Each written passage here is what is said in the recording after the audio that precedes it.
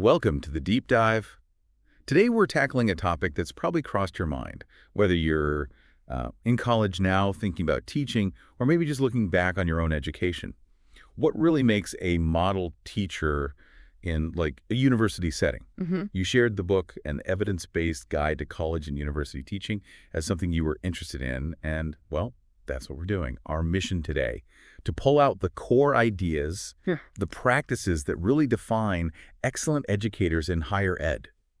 Basically giving you a shortcut to understanding what the research says. Exactly. And this book, it's by Aaron S. Richmond, Guy A. Boyson, and Rigane R. Gurung, all, established professors in educational psychology and psychology, Yeah. published back in 2016. And it really aims to give evidence-based advice for college instructors, new or experienced, doesn't matter the discipline.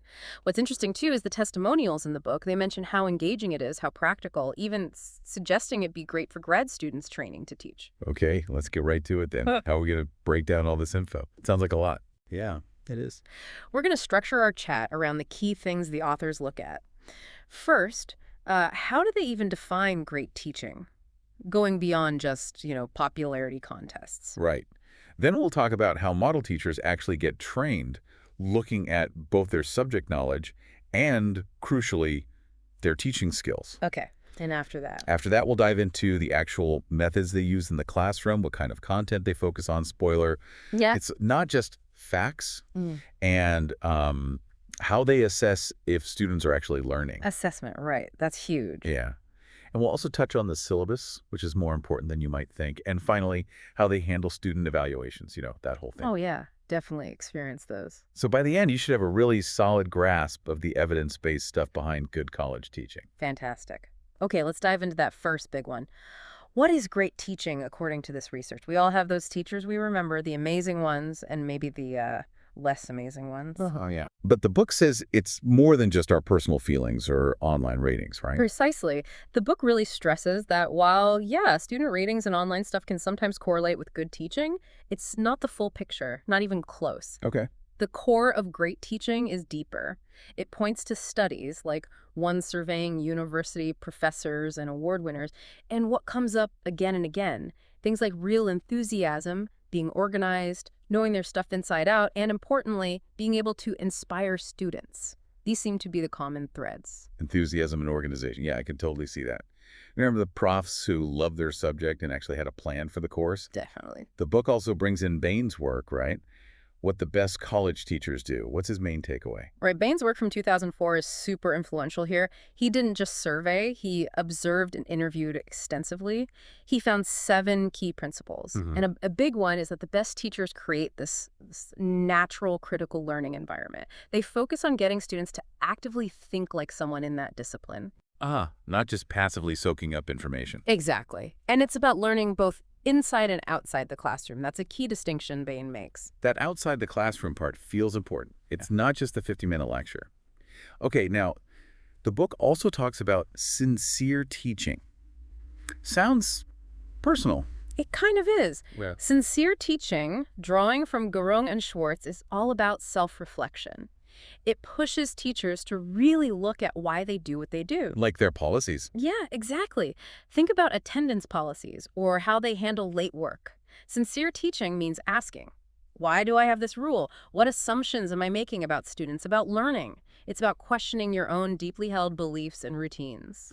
So getting beyond this is how it's always done and really thinking through the why, that makes a lot of sense. Yeah. Okay, then we have scholarly teaching and this thing called SOTL, Scholarship of Teaching and Learning. They sound similar. They're related but distinct. Scholarly teaching is basically using the existing research on teaching and learning to improve your own practice. You read the journals, go to workshops, you stay informed. Okay, so you're applying what's already known. Right. So NETL, the Scholarship of Teaching and Learning, takes it a step further. It's when teachers conduct their own systematic inquiry into student learning in their specific context. Maybe they try a new technique and formally study its effects. And crucially, they share those findings publicly, presentations, papers, whatever. They contribute back to the knowledge base. Got it. So scholarly teaching uses the research, so NEFTL creates the research, and all these different ideas feed into the book's model teaching criteria. How does that help? Yeah, the model teaching criteria basically pulls all this together into a more comprehensive and, importantly, more objective way to think about and evaluate teaching. It's meant to move beyond just gut feelings or one single measure like student evals. It gives instructors a clearer picture of what excellent teaching looks like based on evidence and provides a kind of roadmap for getting better. A structure for improvement. Okay, that makes sense. So we know what good teaching looks like in theory. Now, how do people get there? Is it just, you're born a good teacher, or is it something you learn? The book comes down firmly on the side of it's a craft you can develop. Sure, some people might have a natural knack for parts of it, but there are absolutely concrete skills and knowledge bases you can learn and hone. The authors even mention their own research suggesting, well, a lot of instructors could use more development. There's room for growth. Okay, so it can be learned. What are the key training areas then? You mentioned content and skills earlier. That's right. Two main domains: content expertise and pedagogical skills. And pedagogical skills can be broken down further into discipline-specific ones and more general teaching know-how. Okay, start with content expertise. That seems obvious, right? You have to know your subject. Totally. That's the baseline. You need deep knowledge, usually shown by degrees, ongoing research, going to conferences, staying current. Professional bodies often have ethical guidelines about only teaching what you're competent in. All right, you can't teach calculus if you only know algebra. But then there's this pedagogical content knowledge, or PCK. How's that different from just knowing the stuff? PCK, that's Schulman's big contribution. It's not just knowing your subject, it's knowing how to teach it effectively. How do you explain the specific tricky concept? What are the common misconceptions students have about this topic? How do you sequence ideas logically for learners? It's the intersection of content and pedagogy. And that would look different in, say, history versus physics. Absolutely. Which leads to this idea of signature pedagogies. Each discipline has its own characteristic ways of training students to think, to act, to be like professionals in that field. How a law school teaches isn't how a fine arts program teaches. Signature pedagogies. I like Okay. that. Okay, so subject knowledge. Yeah. Knowing how to teach that specific subject. What else? General teaching skills. Yeah. Model teachers also need a good grasp of general pedagogical theory and practice, understanding how learning works, different teaching methods, how to assess learning effectively, things you might learn at faculty development centers, teaching conferences, or through mentoring. Lots of resources are out there if you look. So campuses and professional groups often provide this kind of support. That's good to know. Now, something that always struck me as a student is how differently people learn. Does the book talk about understanding the learners themselves? Oh, definitely. Understanding student learning is critical. The book mentions things like Perry's stages of intellectual development, but also, importantly, how culture impacts learning. Hmm. The Socratic method isn't universal. Some cultures emphasize collaboration more, or maybe deference to the teacher. Right. The key point is a one-size-fits-all approach just won't work for everyone. You'll leave students behind. So model teachers try to be aware of these differences and create more inclusive environments. That makes total sense. The teachers who stood out for me often seemed to get that we weren't all learning the same way. Okay, and finally, knowing which learning techniques actually work. Yes, this is huge. There's solid research, like Dunlosky's work, showing which study strategies are genuinely effective, like practice testing, spacing out study sessions, trying to explain concepts to yourself, versus ones that feel helpful but aren't, like just rereading. So teachers should know this stuff. Ideally, yes. If teachers know what works, they can design their courses to encourage those effective strategies. And interestingly, the study techniques students use are actually really good predictors of their success, sometimes even better than their grades coming in. Wow. Okay, so knowing your stuff, knowing how to teach it, understanding learning generally, and knowing what study habits work. That's a lot. It is. Which brings us neatly to the next bit. What instructional methods do these model teachers actually use in the classroom? It sounds like it's not just lecturing. Definitely not just lecturing. The book really emphasizes variety and active engagement. The image of the professor just standing at the podium talking for an hour, often inaccurate for the most effective teachers. They use a mix of approaches. Research strongly supports things like active learning, collaborative learning, problem-based learning. Active learning, we hear that buzzword a lot. What does it actually look like? Give me some examples. Sure. Active learning just means students are actively doing something with the material, connecting it to what they already know. So think small group discussions, debates, maybe writing a quick reflection in class, role-playing, those think, pair, share things, Yeah, I've done those. right? Demonstrations, hands-on activities, the teacher's role shifts, Yeah. Less sage on the stage, more guide on the side, facilitating student interaction with the material. Okay, so the instructor sets it up, but the students are the ones wrestling with the ideas. Mm-hmm. Makes sense. You also mentioned problem-based learning. How's that work? Problem-based learning, or PBL, usually involves giving students, often in groups, a complex, messy, real-world type problem. Something without an easy answer. Like in medical school, right? Yeah. Diagnosing a patient. Exactly. That's where it started. The idea is to create some cognitive conflict, make it relevant, and build on what students know. The teacher acts more like a tutor, guiding with questions, maybe giving examples, providing scaffolding, but letting the students grapple with the problem themselves. Then they gradually pull back support as students get better at it. That sounds really engaging, tackling real problems instead of just abstract stuff.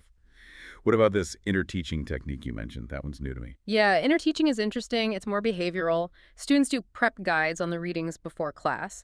Then in class, they work in pairs, discussing the guide questions. A key bit is they have to identify what they didn't understand. Then the instructor uses that feedback to focus their mini lecture or clarification for the rest of the class. There are usually points for doing the guides and participating, and the exams often pull directly from those prep guides. It creates this nice loop. Huh. So students teach each other, and their confusion directly shapes the lecture. Yeah. That's pretty clever. And there were others, too. Just-in-time teaching, experiential learning. Right, briefly. Just in Time uses quick pre-class quizzes or questions to see what students are getting before the lecture so the instructor can adjust on the fly. Experiential learning is all about learning by doing, through direct experience and reflection. All these just show the variety of tools model teachers might use. It's clear they're really deliberate about how they engage students. Now, something maybe less obvious but really important, ethics. The book talks about ethical teaching, too. Absolutely. It might not be the first thing people think of when they imagine a great teacher, but it's fundamental. Teachers face ethical choices all the time: how to handle a struggling student, fairness in grading, confidentiality. So ethical teaching means things like creating a fair environment, grading equitably, respecting students, keeping confidences, being sensitive to individual needs, and really promoting academic integrity, being upfront about expectations. Transparency seems key there. And what about just being engaging? How do you capture students' interest? Good question. The book suggests a few things. One big one is infusing diversity into the course, using diverse examples, discussing diversity issues explicitly. This isn't just about representation. It actually seems to boost critical thinking. Interesting connection. Yeah. And another thing is giving students some autonomy, some choice in how they meet the learning goals, maybe different assignment options, or letting them help set some objectives. It gives them more ownership. Okay, so creating an environment that's fair, respectful, inclusive, and gives students some agency. It sounds like a ton of thought goes into just setting the stage for learning. It really does, Wow. which leads us right into what do students actually learn in these courses? You said it's not just facts. Right. That's a crucial point. Model teachers are aiming higher than just memorization. It starts with having clear learning objectives, right? Goals for the course. Exactly. And those objectives aren't just pulled out of thin air. They need to reflect the important stuff in the discipline, but also connect to the bigger picture, the program goals, maybe even professional standards for that field. A course is usually part of a larger curriculum. So teachers need to know where their course fits in. How do they manage all the potential content? Disciplines are huge. Good point. They have to prioritize. They think about what's really foundational. The book mentions using things like concept maps to help visualize how different ideas connect, both for the teacher designing the course and for the students learning it. Concept maps, They like flow charts of ideas. Sort of, yeah. Showing the relationships. And beyond the specific subject matter, the book really hammers home the importance of integrating those broader, transferable skills, the liberal arts skills. Like critical thinking, Yep. communication. Exactly. Clear communication, critical thinking, collaboration, information literacy, ethical reasoning. These are things frameworks like LAP and the degree qualifications profile emphasize. And the book points out that tons of different disciplines, history, psych, business, you name it, explicitly value these skills. Plus, employers are constantly saying they need graduates with these skills. So it's not just an arts versus sciences thing. These skills are vital everywhere. What about incorporating diversity into the content? Why is that important for what students learn? Well, like we said about engagement, exposure to diverse perspectives actually seems to strengthen critical thinking. How can you think critically if you only see things from one angle? Good point. Plus, let's be real, the world is diverse. Being able to understand and work with people from different backgrounds is just a fundamental life skill now. So integrating diverse voices and topics into the curriculum helps build that competency. Makes sense. And lastly, on content, fostering ethical literacy, even in subjects that don't seem obviously ethical. Yeah, the argument is that ethics is relevant everywhere. Scientific research has ethical guidelines, business decisions have ethical implications, historical analysis involves ethical judgments. Education should equip students to think through these things. So model teachers look for ways to weave ethical considerations into their courses, whatever the subject. It's about developing ethically responsible graduates, not just subject experts. Okay, so the learning goals are broad subject knowledge, transferable skills, diversity awareness, ethical literacy. Now, how do teachers know if students are actually getting all this? Let's talk assessment. Right, assessment. The book frames it not as a final grade, but as an ongoing process. It starts with those learning goals we just talked about. Then you design activities to help students reach them.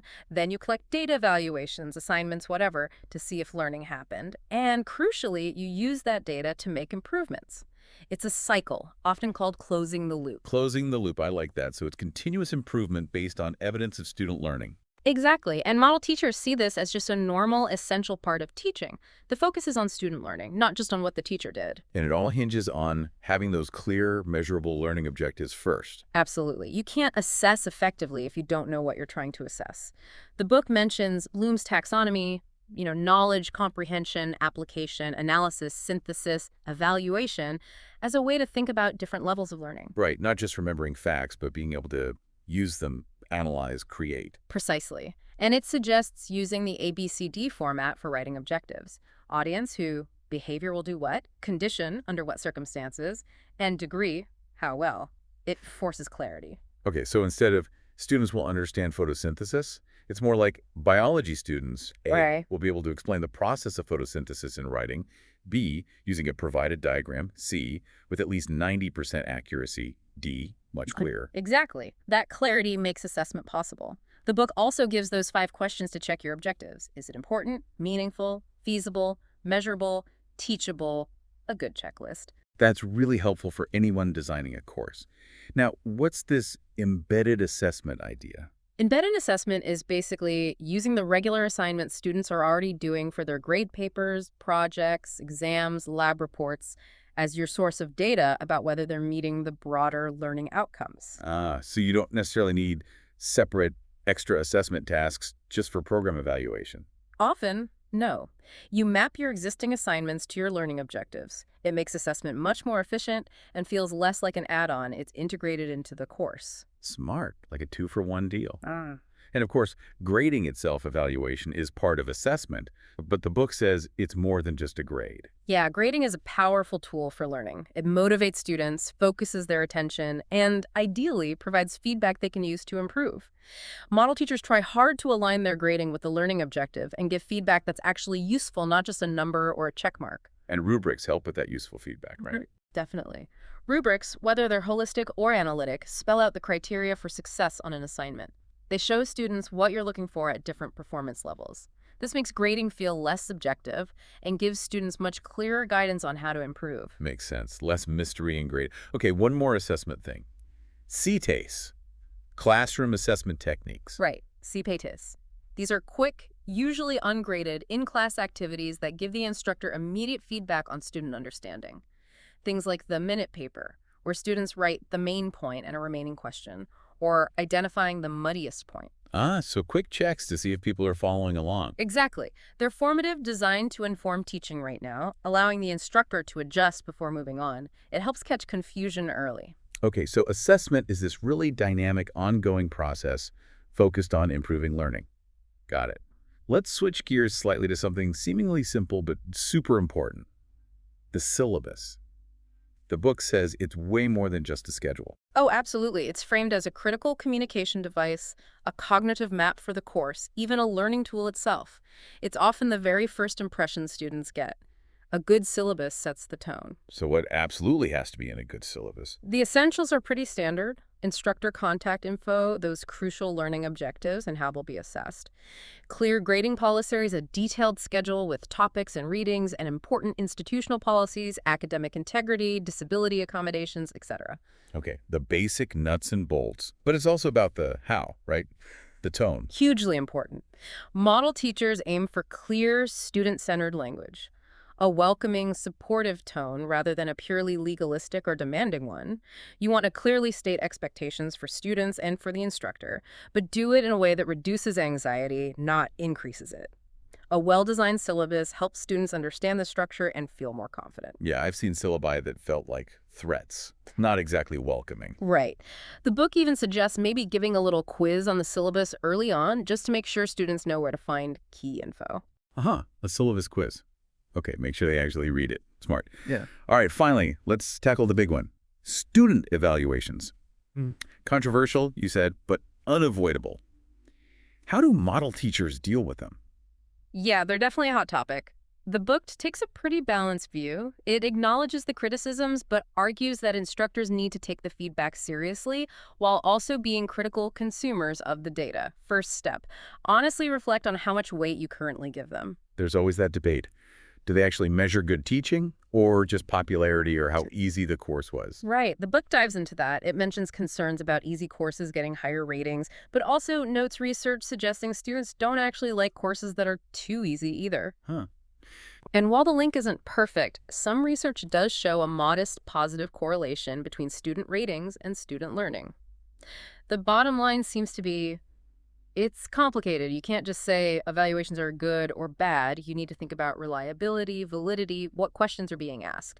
Interestingly, moving evaluations online doesn't seem to have hurt the quality of feedback much, though response rates can be an issue. Okay, so they're imperfect but potentially useful data. The book also mentions formative evaluations during the semester. How's that different from the end-of-term ones? Formative evaluations are specifically designed to get feedback while the course is running so you can make adjustments.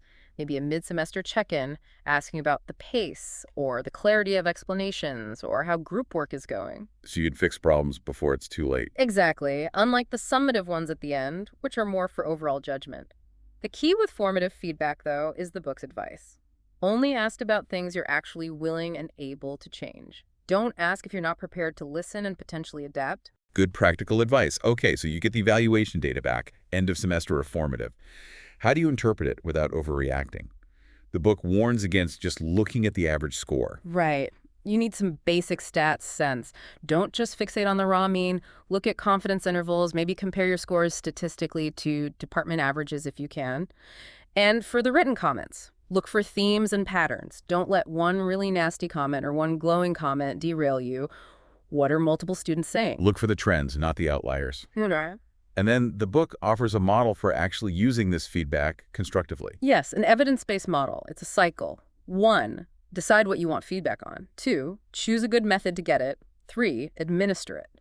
4, analyze the data thoughtfully, stats and themes. 5, set a specific goal for change, drawing on model teaching practices, not just reacting to complaints, but aligning changes with evidence of what works. 6, collect follow-up data later to see if the change made a difference. That sounds really systematic, using feedback to make informed changes based on best practices. Exactly. It's about using the evaluations, flawed as they may be, as a tool for deliberate, evidence-informed improvement, not just letting them sit in a file or cause anxiety. Wow. Okay. This has been a seriously deep dive into what makes a model teacher based on this evidence-based guide. We've gone from defining great teaching through training, methods, content, assessment, syllabi, all the way to student evils. Yeah, a lot of ground. To kind of sum it up, model teaching isn't one single thing. It's built on evidence. It means constantly learning both your subject and how to teach it. It means using engaging methods, focusing on broad student skills, assessing thoughtfully, and using feedback productively. It's about being really intentional and reflective, and keeping the student at the center. So thinking about all that, what stands out to you now? For me, it might be just how much conscious thought goes into designing a really good course, even down to the syllabus language. Or maybe understanding why some teachers use certain methods. For me, it's that emphasis on continuous learning and reflection. The idea that teaching is never done, that even experts are looking at research, seeking feedback, tweaking things. It frames it as a really dynamic profession. Yeah, definitely.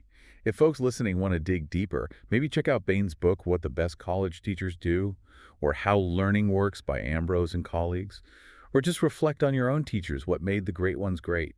How does it match up with what we discussed? Absolutely. And asking yourself, what questions do I still have? That's always a good starting point for more learning.